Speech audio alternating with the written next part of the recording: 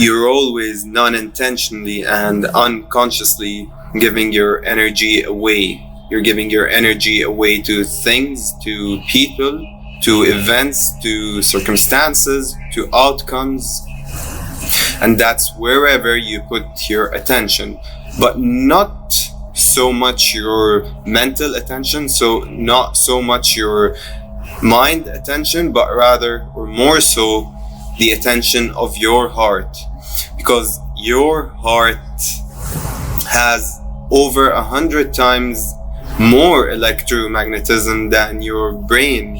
So you could imagine the magnetic energy of your heart. You could imagine the magnetic field of your heart and how much it dictates what you magnetize towards you, what you attract to yourself just by feeling it. So the key here is not to attentively think something, but rather to attentively feel something, and that feeling develops into an experience, and that's how you attract your experience. But I'll tell you exactly how your mood, what does it mean that your mood affects your future, affects your personal life. So whatever is dictating your feelings at the moment, whatever is dictating your personality, your mood at the moment, is whatever is going to be replicated, is whatever is going to be attracted in your future.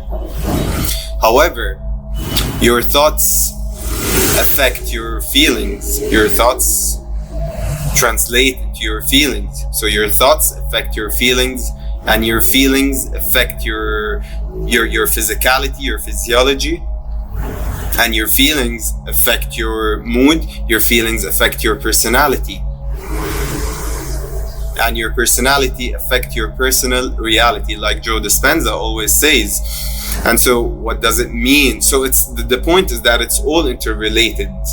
So your thoughts end up being more relevant than you think. So it's not just because you're attentive feeling, whatever you attract, whatever you put attention to with your heart is going to be translated into your personal reality, transcribed or attracted as an experience into your personal reality, but also your thoughts, because your thoughts move into your feelings, and your feelings dictate your mood and your personality, and that's what end up being replicated and experienced in your life. So if you want to attract something, you have to feel that thing, but not as you think. It's not just a feeling, and that's where the affect your mood part comes into act. Because whenever you put your attention for long enough time, whenever you put your attention towards something, your heart attention towards something for long periods, is whenever it ends up becoming your personality, is whenever it ends up becoming your mood and dictating your mood. So if you're thinking about something and it's making you feel bad, that thing you're thinking, you're reminiscing in the past, you're living in your past about a past experience that hurt you, and you're feeling bad about it. Your subconscious does not differentiate between the present and the past and the future. Whatever you are feeling now is happening now. So what you're telling your subconscious is that I'm feeling that experience is happening to me now. I'm feeling that experience now.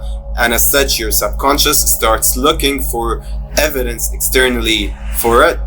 And while your subconscious is looking for evidence externally, your energy is being focused into creating that experience externally. And that's why you attract whatever you feel, because your subconscious is not your thoughts, it's more so your feelings. It's whatever your body knows what to do without thinking, without conscious active thinking. It's like your habits, and your habits is not based on thought. You don't have to think how to go to your work, how to get dressed, how to go to the toilet, how to prepare your cup of coffee. You just do it.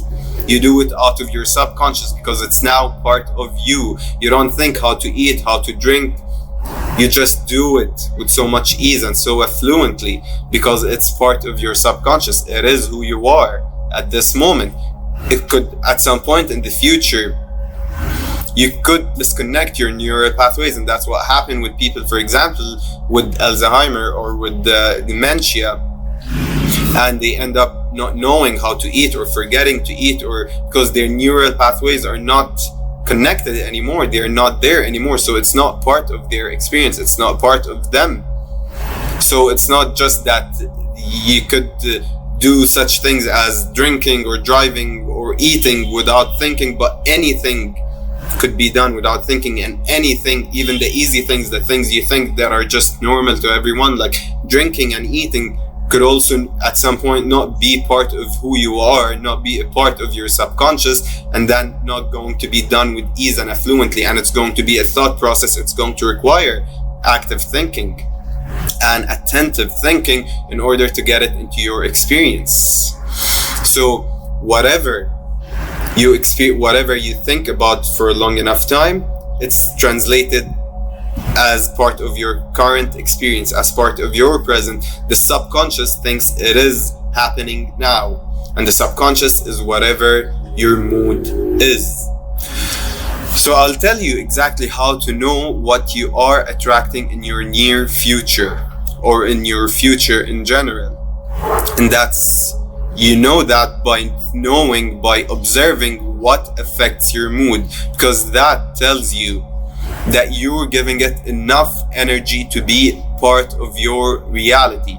You're giving it enough heart attention and enough even thought attention for it to be to dive, to go into your subconscious, to be embedded into your deep subconscious programming, and then it affects your feeling. So whatever is affecting your feelings, whenever you're thinking something and you feel that you got so worked up and your heart starts pounding, whether in positivity or in negativity, because that works both ways, and that's what you should be very aware of, because you end up attracting way more negative things than you think by living in that, by thinking that you are preparing for the worst, or that you are being cautious, and then you're just living in the worst case scenario. You end up attracting that worst case scenario because your subconscious, your heart thinks it's happening now, and your electromagnetism is activated and is focused towards that thing. And in doing that, you end up attracting that thing. You end up manifesting that thing into creation, into your 3D reality, because all of this reality is just the manifestation of consciousness. It's the manifestation of pure conscious energy. It's the manifestation of your higher self.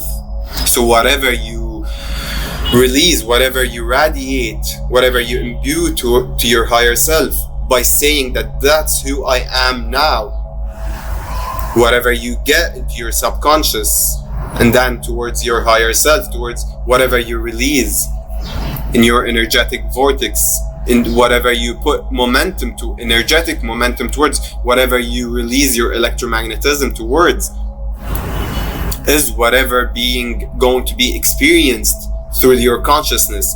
This whole reality is the manifestation of your higher self, the manifestation of consciousness. So whatever you release into your pure conscious energy field, you attract, you manifest into this 3D reality.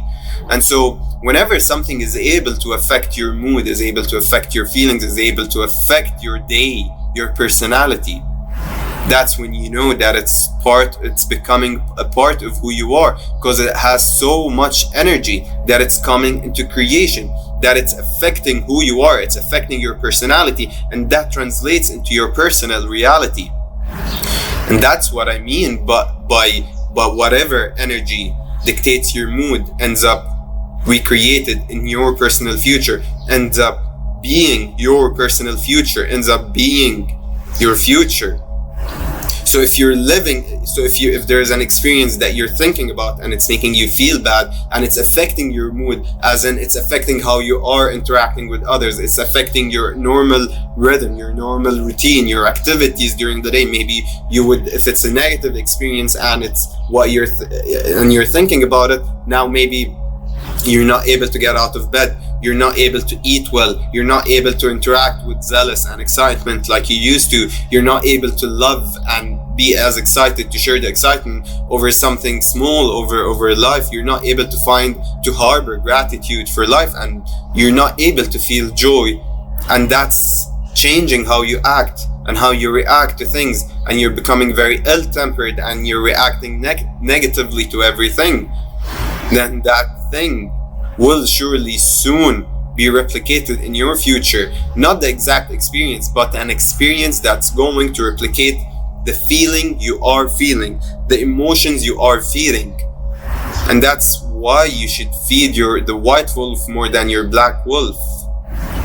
That's the yin yang. It's all part of this existence, and both are always going to be there. But whatever wolf you're feeding more is whatever wolf you're attracting more.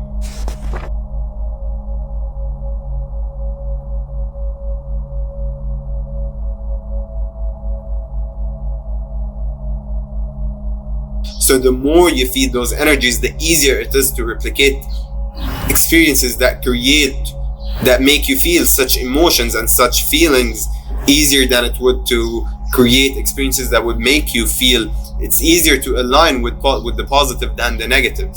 So it's easier to align with experiences of high vibrations, of high frequencies, than to align with experiences of low frequencies. But that, however, depends slightly on where you're coming from. Because if you're coming from the bottom of negativity, it becomes easier for you to create negative experiences. That's why you keep creating more and more of the same. That's why the rich keep getting rich, the poor keep getting poor. The ones who were loved right know how to keep attracting more and more loving relationships. The ones who were always in toxic, abusive relationships keep attracting more and more of the same. Because if you're coming from the bottom of negativity and you're trying to reach a state where you're, for example, spreading positivity or loving life, or spreading your love for life with others, with yourself, with those around you, then it's going to be harder than to spread negativity and relapse to your older self, relapse to who you are, to who you've aligned yourself with, to what your subconscious has aligned with and resonated with for tens and tens of years. And that's why it depends slightly on where you're coming from. But similarly, if you're able to slightly focus on the good and feed that good experience, feed that good positivity, good feeling, think about, become excited for your future and think of it as it's for sure going to happen, as one way or another it's becoming part of your reality, not as if, oh, I wish that I had that thing. Now you're feeling it now, and if it's able to affect your mood, if you're able to take that feeling, that thought, that attentive feeling, to the extent that it would affect your mood, to the extent that it's making you become excited for life, to wake up in the morning very excited, full of life and zealous, even if it's to go to your job, to carry out regular tasks, to carry out your regular routine, and to carry out your chores. If it's able to translate into that, if you're able to take it from just attentive thinking to the extent that it would affect your mood, that it would affect your personality, that it would affect how you interact with others, and you feel it's able to make you feel love to others, even those who might have hurt you at some point. You're now able, you find yourself, because you're thinking about that, because you're living in that experience and you're attentively thinking about it, attentively feeling it, it's being translated into your subconscious, so you don't care about anything else, and it's helping you detach from other negative experiences, from bad experiences in your past. You're able to look at the past, even no matter how much of a struggle or suffering it held, how much of a struggle it was, or how much suffering it held, how much it hurt you. You're able to look at it with love and peace and bliss and joy and gratitude, because it taught you that much. Then for sure that this feeling is going to be replicated into an experience. It's going to be manifested into an experience. You're going to manifest an experience that gives you such emotions, because it went to your subconscious. It went through your subconscious to your heart, through your higher self, to pure consciousness. You radiate that kind of energy now. When it's able to affect your mood, your personality, and how you're feeling, it means that it is now part of who you are, and it's going to manifest as such. It's going to be recreated into this 3D reality as part of the manifestation of life through your consciousness and through your higher self. I hope you learned something, you liked this video, and if you did, please don't forget to like this video and subscribe to my channel, because it helps this video find its way to many more others who might actually need it. Thank you for tuning in to another video by AF's Conscious Frequency.